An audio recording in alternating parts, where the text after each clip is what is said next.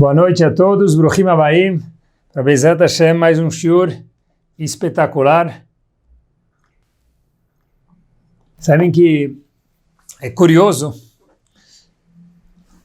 tempo vai, tempo vem, e o mundo moderniza tanto e tem tantas coisas novas e magníficas no mundo que não dá nem para acreditar.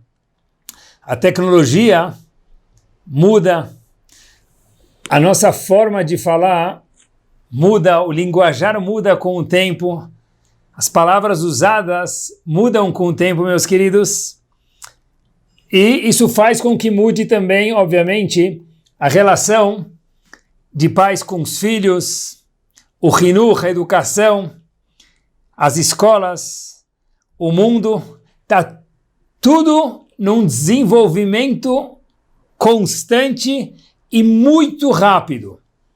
É incrível isso. Mas, estive pensando, tem algumas coisas que não mudaram.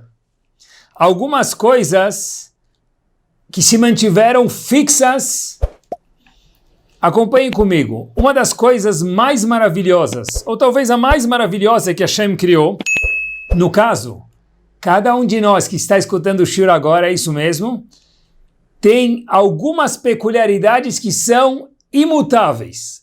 Independente da tecnologia, do desenvolvimento, de tudo que cresce, se desenvolve, se aprimora e melhora, o ser humano, jovem ou de idade, homem ou mulher, algumas coisas específicas não mudaram. O tópico do shiur de hoje à noite, Bezat Hashem, é um deles que não mudou. Ele acompanhou o Adam Arishon e acompanha cada um de nós no século 21. Vejamos só o tópico de hoje, que é algo que não mudou no ser humano desde a Torá Kedoshá até agora. Apesar de muitas coisas que sim mudaram, uma das características específicas do ser humano, dentre outras, se tornou imutável de lá até agora. No Sefer Bereshit, a gente tem um dos episódios mais misteriosos que existe, talvez lindo para um filme aí do mundo de Hollywood, mas leavdil, dentro da nossa Torá Kedoshá, cheio de Kedoshá, de santidade, cheio de lições. E quando se trata de Torá, cheio de eternidade. Olhem que interessante, Yosef e seus irmãos, história famosa que talvez, como eu costumo dizer, até porteiro de Higienópolis, com todo respeito, conhece. Onde Yosef acaba de uma forma bem sucinta indo parar no Egito, depois de ser vendido, colocado na prisão, tirado da prisão, sendo vendido de novo e vai para a prisão de novo. Uma longa jornada. E ele se torna um dos homens mais importantes. Ele se torna a peça X do mundo e da potência mundial que era o Egito. Até que, anos depois, Yaakov, o pai de Yosef, dá uma ordem para os seus irmãos, 12 tribos, olhem, a gente não tem mais comida, a gente precisa comer. Vão até o Egito e lá tem comida. E mal sabiam eles, como todos sabem aqui, que o homem do Egito que coordenava tudo, o ministro da fazenda, era Yosef. Eles vão e voltam, e vão e voltam algumas vezes, a Torá conta para a gente. E depois de algumas vezes que Yosef fala para eles, olha, eu quero ver se a história que vocês estão me contando é verdade, vocês não são espiões, então tragam um irmão, tragam outro irmão, e faz todo um drama com eles. Em um momento, algo misterioso acontece. Em Parashat Vaigash, a gente chega ao final da história, mais uma vez, de uma forma muito breve, obviamente, que é o que interessa para a gente, para o shiur de hoje, a gente vai pegar um ponto daqui. Chegam os irmãos para Yosef para comprar comida mais uma vez, e Binyamin, o irmão menor, estava preso com Yosef de refém, para ver se de fato os irmãos dele, que estavam vindo comprar comida, não eram espiões. E mais uma vez os irmãos nunca imaginaram que aquele homem poderoso era aquele mesmo Yosef que foi vendido há 2 décadas atrás. Em Parashat Vaigash, a Torá conta para a gente o seguinte: Velo yachol Yosef leitapek lechol hanitzavim elav. Yosef não aguentava mais. Ele não conseguiu mais se controlar. E aí, o que ele fez? Na frente dos irmãos, imagina, o grande homem do Egito, seguranças, leões, o homem mais poderoso do Egito, e o Egito era a potência do mundo, então por consequência do mundo, Yosef não conseguiu mais se segurar, e diz a Torá Kedoshá, traduzindo palavra por palavra, Vaiten kolo bibchi. Ele começou a lacrimejar, ele começou a chorar. E óbvio que ele chega para os irmãos e fala, Ani Yosef, eu sou Yosef. Ele se revela para os irmãos. Uau! Que mudança repentina. Até poucos momentos atrás, Yosef estava durão com os irmãos. Vocês são espiões ou não? Não me provem, tragam um irmão, tragam outro irmão, deixa um de refém, deixa o outro de refém. De repente, muda, sai do sol para a chuva, ou da chuva para o sol, de uma forma repentina. Yosef não consegue mais se segurar, e ele começa a chorar, e fala, agora eu não consigo mais ser durão. Ele acaba se revelando e falando, olha, esse big boss aqui do Egito, sou eu, Yosef, irmão de vocês. E a pergunta, meus queridos, que eu tive por alguns anos, é Manishtaná.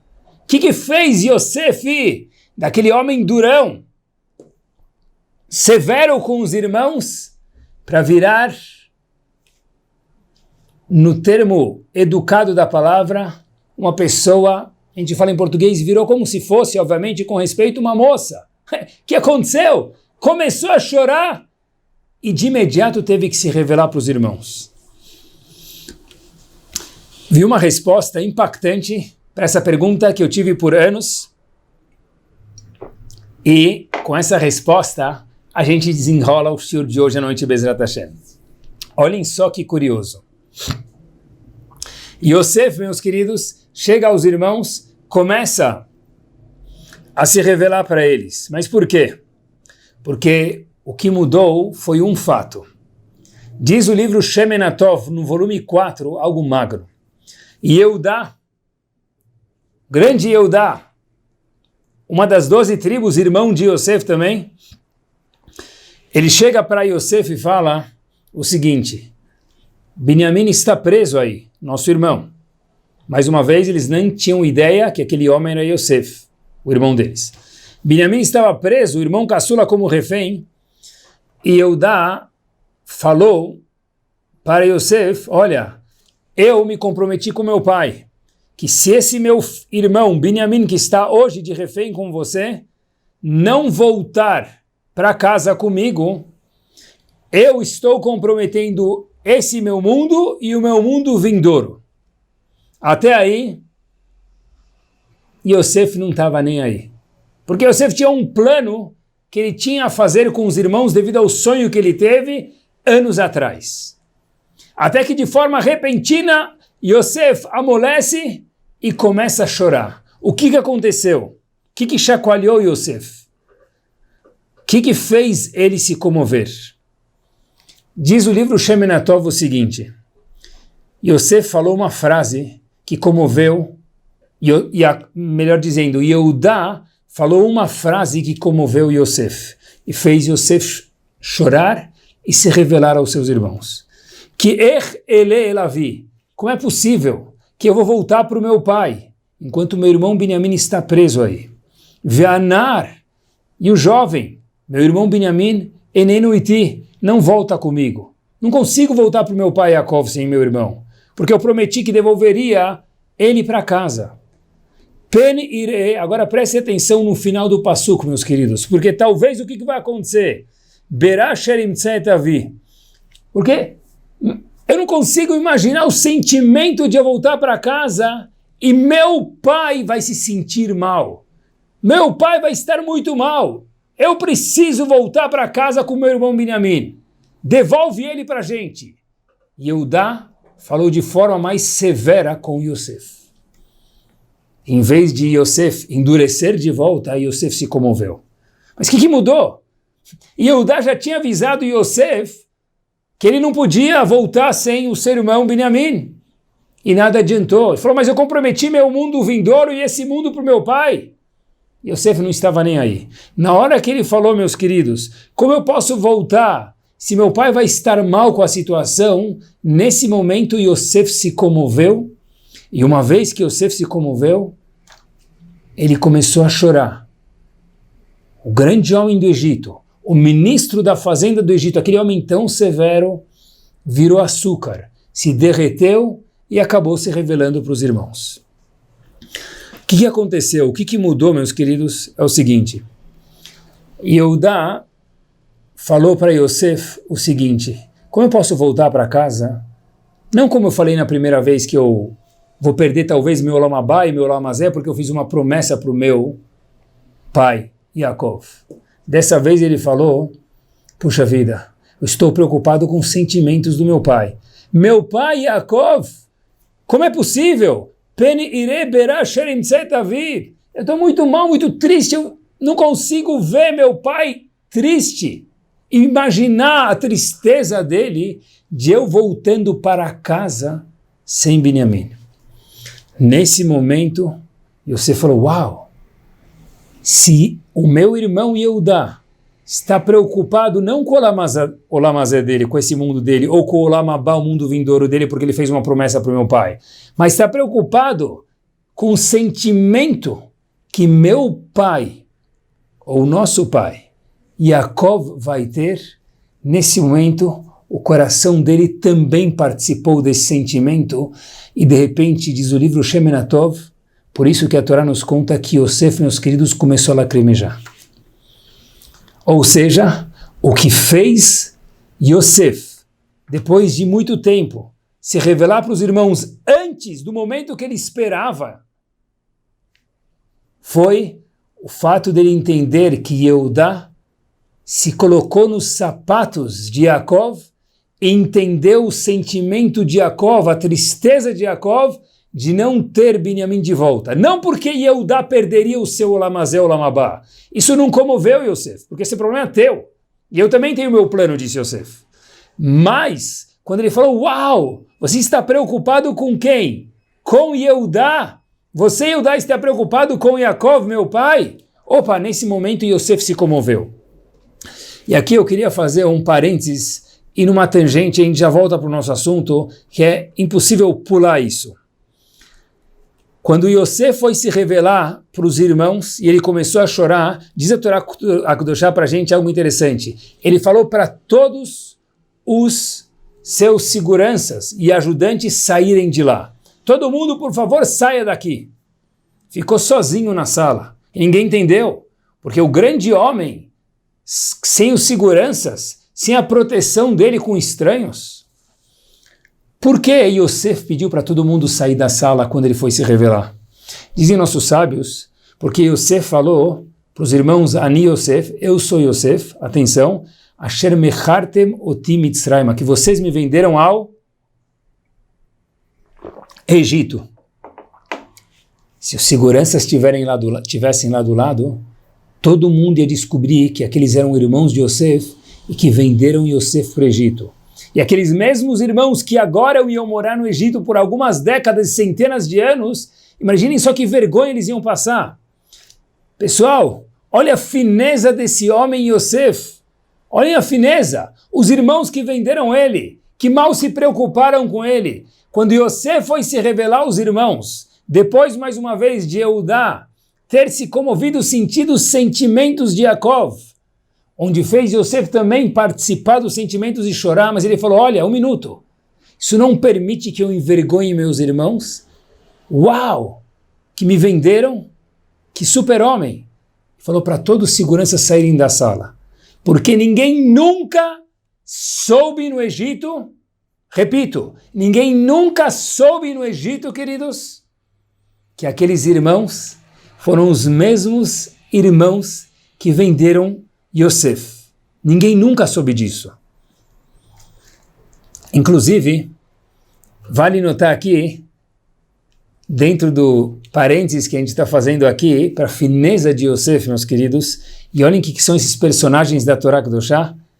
Yosef, quando se deparou com seu pai, Yaakov, e viu ele, e ficou muito tempo sem ver ele, dezenas de anos, durante toda a estadia de Yosef, repito, toda a estadia de Yosef, e Yaakov no Egito, eles nunca ficaram a sós juntos. Dizem nossos sábios por quê? Porque se eles ficassem a sós juntos, podia muito bem Yaakov chegar a Yosef e perguntar: me conta a tua história, como você veio parar aqui? E nesse momento, Yosef ia ficar numa situação delicada e tendo que revelar para Yaakov, seu pai, que seus irmãos o venderam. Então Yaakov nunca ficou com seu filho Yosef. Yosef nunca se deixou ficar com seu pai Yaakov a sós, para não ter que cair na situação. E os irmãos, mais uma vez, ninguém nunca soube no Egito que foram eles que venderam Yosef ao Egito. Olhem só que pureza, que dignidade, que midot perfeitas que esse grande homem Yosef tinha. Fechemos parênteses. O que fez, mais uma vez, Yosef se revelar aos irmãos foi quando ele entendeu que Yehudá sentiu os sentimentos do seu pai Yaakov. Empatia. Inclusive, vai aqui uma bomba. Yosef fez os seus irmãos, nessa jornada de comprar comida, antes de se revelar, irem e voltarem algumas vezes. E cada vez ele colocava o cálice dele nas sacolinhas de um dos irmãos, e os irmãos chegavam assustados, e Yosef incriminava eles de terem roubado o cálice, quando na verdade foi o próprio Yosef que colocou. Os irmãos sofreram muito. E Yosef pretendia fazer os irmãos sofrerem ainda mais um pouco. Se não fosse o fato de Yehudá ter tido essa empatia com Yaakov, que fez Yosef chorar e se revelar de uma forma antecipada. Por que Yosef fez os irmãos sofrerem tanto? Diz um dos grandes rebes de Ger, os Fatemet, algo magno. Diz ele o seguinte: Yosef sabia quanto grave é o que os irmãos fizeram com ele. Apesar de Yosef não ter guardado rancor, ele sabia que é grave um irmão vender o outro, ainda mais quando se fala de 12 tribos. Entendeu Yosef, por ser um homem tão qualificado, e não é para qualquer um isso, que o quê?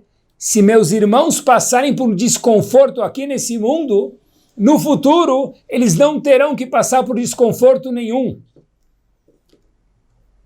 O que de fato não aconteceu. O que aconteceu no futuro?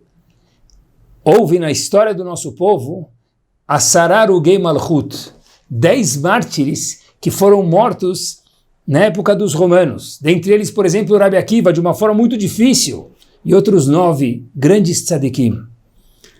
Esses 10 eram a mesma neshama, a mesma alma dos 10 irmãos. Tiveram que passar por essa situação muito desconfortável e tiveram um fim muito triste e árduo e severo por ser uma capará, uma expiação, um perdão, haverá dos 10 irmãos terem vendido Yosef. Agora acompanhem comigo. Se Yosef fizesse seus irmãos, entendeu ele de novo, um grande tzadik conseguiu ver isso, sofrer mais um pouco antes de se revelar, nunca teria acontecido Rabi Akiva passar por essa situação e aqueles outros 9 mártires que passaram por um fim tão desconfortável na mão dos romanos. E a pergunta então é: por que Yosef se antecipou? A resposta foi o que nós dissemos antes. Quando Yosef viu a empatia que Yehudá teve com seu pai Yaakov, ele falou: uau! Ele entrou no mesmo canal, na mesma sintonia. Ele começou a sentir o desconforto dos irmãos e não conseguiu se segurar. Segurança, saiam daqui. Fechou as portas, começou a chorar e se revelou para os irmãos. Mesmo que foi às custas de, no futuro, centenas de anos depois, termos uma situação desconfortável demais de 10 Tanaim, 10 pessoas gigantes, como Rabi Akiva, mencionamos antes, e outros, passarem por essa situação desconfortável de ter um fim muito, muito triste, como o Talmud descreve cada um deles. Por que isso? porque Yehudá não ficou preocupado com seu Olam Hazé e seu Olam Abá. Isso não comoveu Yosef. Yehudá ficou preocupado como meu pai vai se sentir se eu não trouxer Benjamim de volta. Uau! Se você e Yehudá está preocupado com os sentimentos do nosso pai, uau, que fineza! Não consigo mais me segurar. Mas isso vai comprometer que no futuro terão os 10 mártires.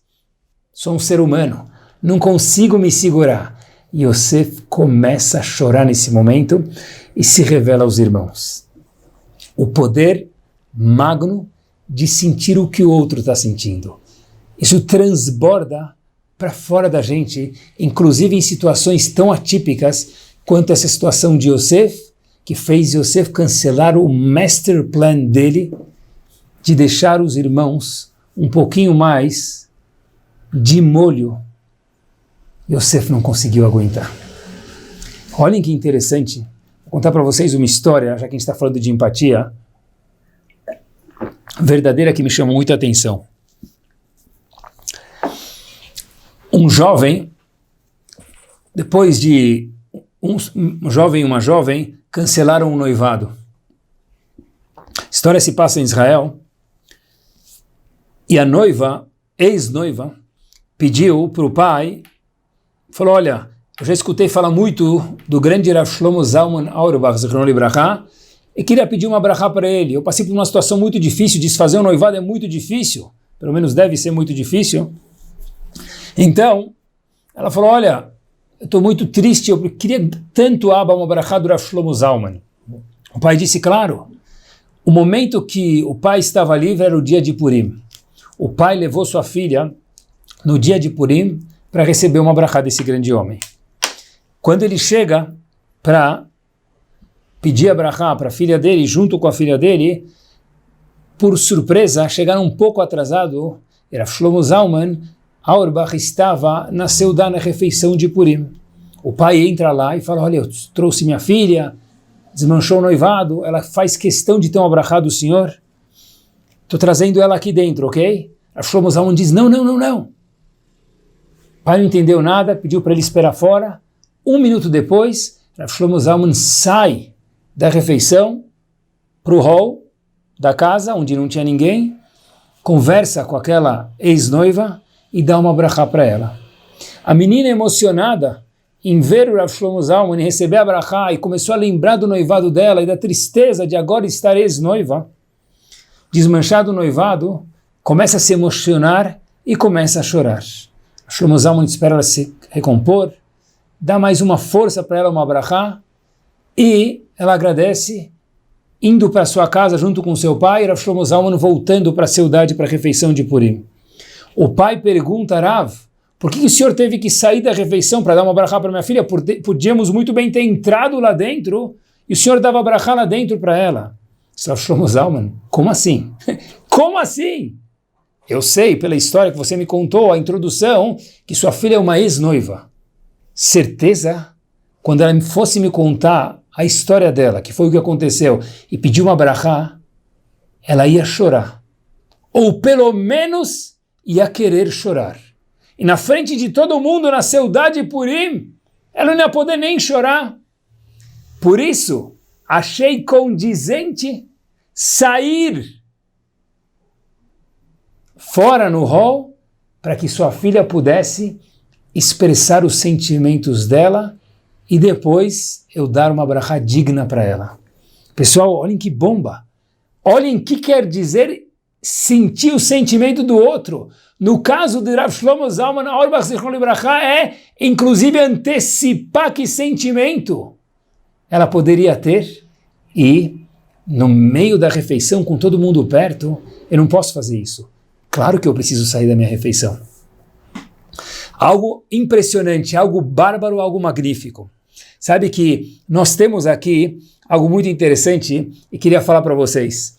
A gente fala todos os dias, meus queridos, a gente fala todos os dias na nossa tefilá, a gente tem isso dentro da Torá Kedoshá, e a Torá nos conta, meus queridos, a gente tem um passuco magno. Quando se fala de Yaakov, está escrito Akol Kol Yaakov. a voz é a voz de Yaakov, o nosso terceiro patriarca. Mas Yaakov também tinha um outro nome. O segundo nome de Yaakov era Israel. Israel é um nome que ele ganhou um upgrade. O mesmo Yaakov virou Israel e até hoje nós somos chamados de Benei Israel. Quando se fala de Yaakov, a gente fala Kol Yaakov, a voz é a voz de Yaakov. Quando se fala de Israel, que é a mesma pessoa, só que com upgrade, nós somos chamados Benei Israel, como que ele é chamado? Shema Israel. Ou seja, falar é para Yaakov. Quando Yaakov, o som, a voz, o dito, é de Yaakov.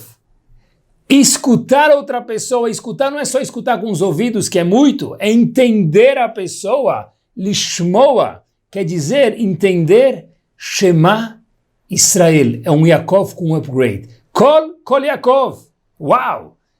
Depois que Yaakov ganhou upgrade e o nome dele se transformou em Israel, Shema Israel, não é mais Kol, não é mais barulho, agora é escuta. Ter empatia é uma virtude que precisa ser trabalhada e a Hashem espera isso de cada um de nós. Fiquei pensando, simpatia é tão importante. Simpatia fez Yosef mudar seus planos, mesmo que ia comprometer a história no futuro, como a gente mencionou dos 10 mártires. Se fez Rav Shlomo Zalman sair da sua refeição para receber uma pessoa lá fora, por que sem querer, ou sem a gente notar, obviamente, a pessoa acaba não tendo empatia com os outros? O que faz com que possivelmente a pessoa possa perder esse trato magnífico de ter empatia pelos outros?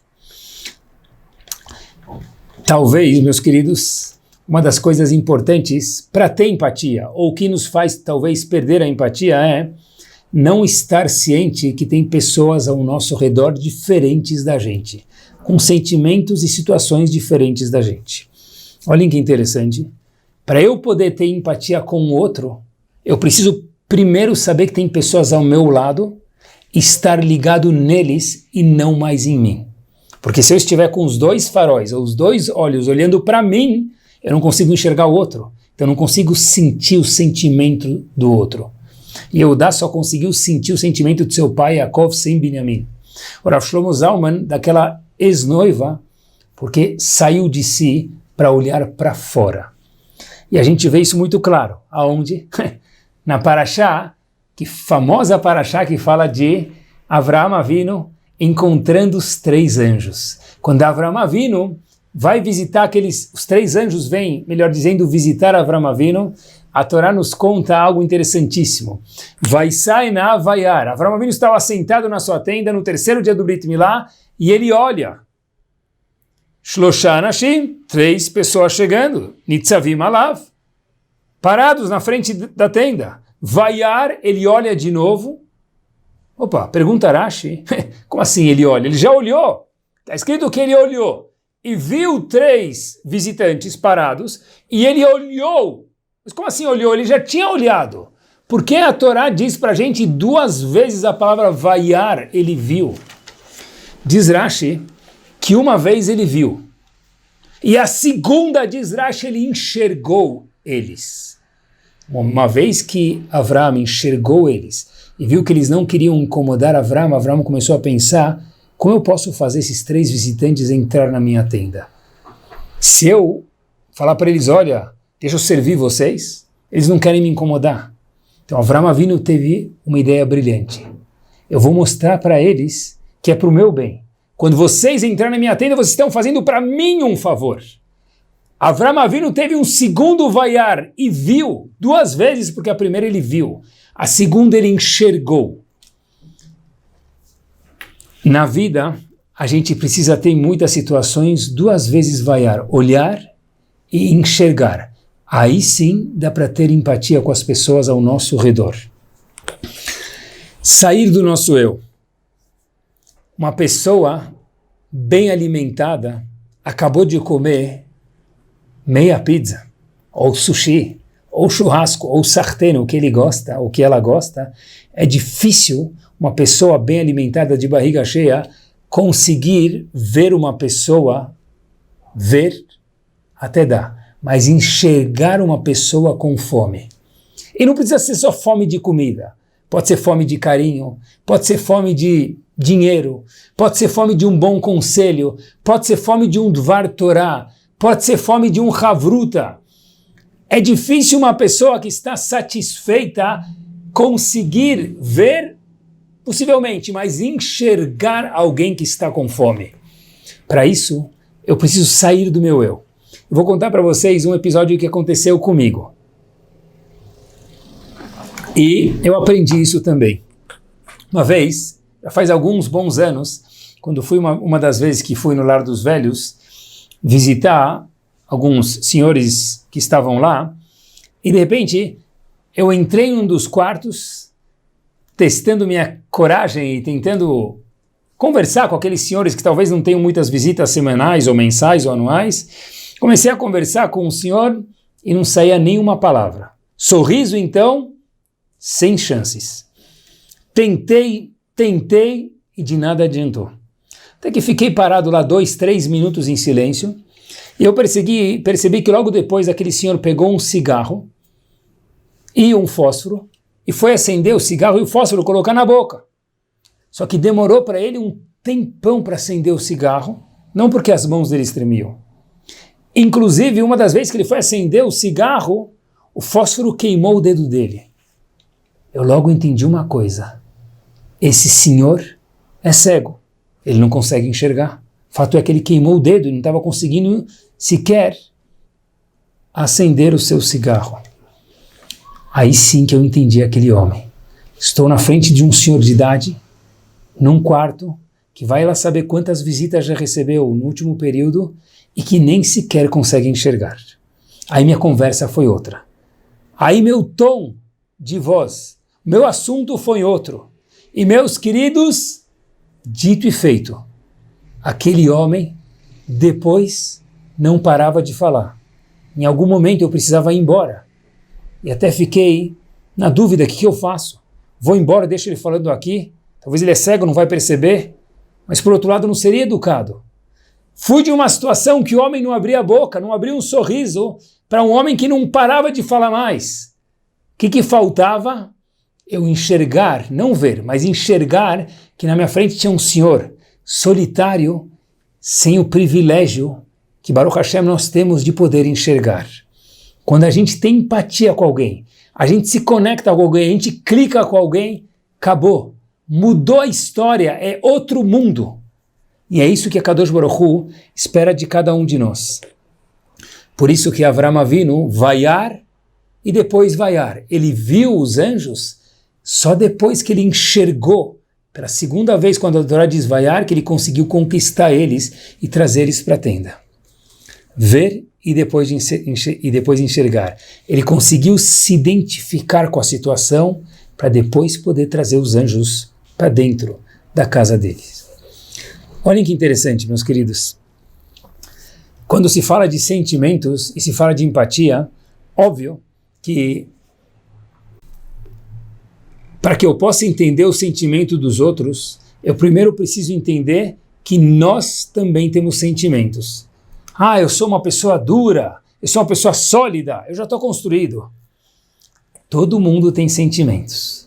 Alguns expõem mais, outros menos. Alguns são mais extrovertidos, outros menos. Mas todo mundo tem sentimentos. E, infelizmente, poucas pessoas trabalharam as midot de estar em touch com os sentimentos que nós temos. Se eu não consigo perceber que eu estou feliz ou triste, bravo ou tranquilo, muito difícil eu ver e enxergar alguém fora de mim feliz, triste, bravo, tranquilo ou qualquer outro feeling. Eu preciso olhar para fora. Número 2, estar em touch com meus sentimentos para poder validar sentimentos diferentes que existem nos outros. E já que a gente está falando sobre empatia, e deu 2 dicas de como se conectar com os outros, olhando para fora, estando em touch com nossos sentimentos para poder clicar nos sentimentos que os outros têm, eu acho que merece um passo adiante em nosso estágio final do shiur. Eu, por alguns anos, tive uma dúvida. Na verdade, mais uma dúvida. Hashem falou para o faraó, olha, chegou o momento do povo, Hashem falou para Moshe Rabbeinu, melhor dizendo, desculpem, chegou o momento de falar para o faraó que nós vamos tirar o povo do Egito. Se ele não te escutar, tranquilo. Primeiras duas makot. Dam, tzfardeia. Sangue e sapos. Ou, um dos sinais que vieram até antes disso, pega o seu cajado e transforma ele numa cobra. Interessante. Moshe Rabbeinu chega com um sinal, pronto para apresentar a Hashem. Eu não sou um mago. Eu sou representante de Hashem.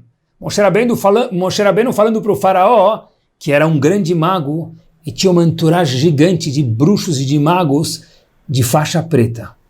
Moshe Rabbeinu chega com seu bastão, joga ele no chão, provando que ele é um mensageiro de Hashem. E o bastão se transforma numa cobra.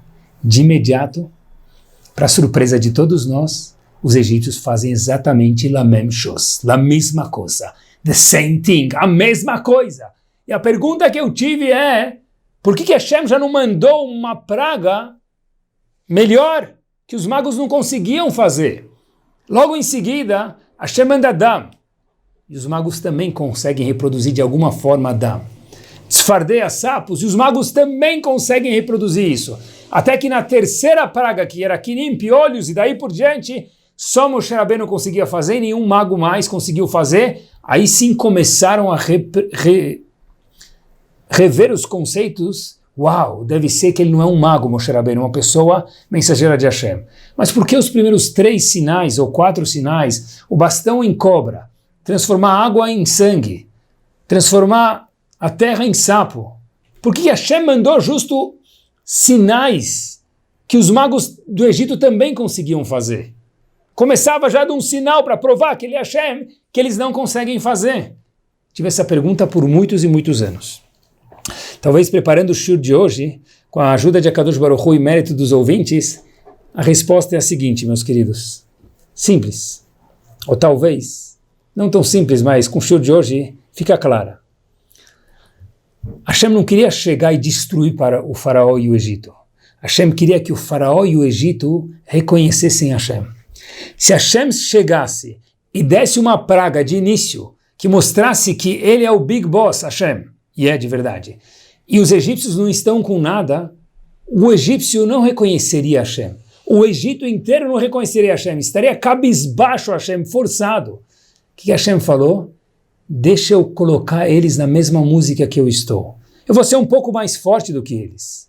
Eles vão entrar em minha ronda. Será que eles percebem com cajados transformando em cobra? Não. Ok. Dá um pouco mais sofisticado? Não. Tzfardeia, um pouco mais sofisticado? Não. Ah, nesse caso, eu terei que fazer um milagre que só eu consigo, dizendo Hashem.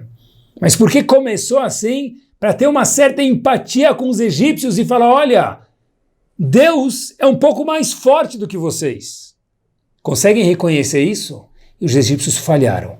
Por isso que Hashem começou com pragas que dava chance deles reconhecerem, até que o braço de ferro na terceira Macá em diante foi peso pesado. Não tem mais como vocês ganharem. E eu queria finalizar agora com um ponto específico da empatia, falando em Hinuch, em educação dos filhos. Sabe que muito se fala em muito shirim de Hinuch, e óbvio que é muito importante esse conceito da pessoa ser, antes de um bom professor, um bom pai, ser um bom exemplo. Porque de nada adianta eu chegar a dar um shiur de simcha, de alegria, se eu não conseguir dar um shiur sorridente. Porque como você tanto fala de alegria sem sequer mostrar os dentes? O que adianta um pai falar, olha, é proibido mentir. Aí quando liga alguém em casa, ó, pede para avisar que eu estou numa reunião, fala que eu não posso atender, que eu estou ocupado. Óbvio que já todos escutaram, certeza, e é importante, antes de passar o bom recado, nós temos que ser o bom exemplo. É verdade. É verdade, um professor de impacto, um diretor de impacto, um rabino de impacto, um pai de impacto, uma mãe de impacto, é aquele que é, antes de mais nada, o bom exemplo, que às vezes passa muito mais forte do que um recado falado. Agora prestem atenção, falando em empatia, no século XXI em específico, existe um detalhe que só o bom exemplo não resolve. O século XXI é o seguinte: os alunos, a Keilah da sinagoga, os filhos de uma casa, se vem um pai ou uma mãe, ou uma professora ou um rav, sendo um bom exemplo, ou o Rebbe, quem for, sendo um bom exemplo, uau, ele é um bom exemplo. Kol hakavod. Talvez eu mando um beijinho, levanto para ele e fica mais ou menos por isso, no século XXI. É o que acontece. Quando que nós tornamos a nós mesmos parte da vida daqueles que estão na nossa casa, na nossa escola, na nossa Keilah?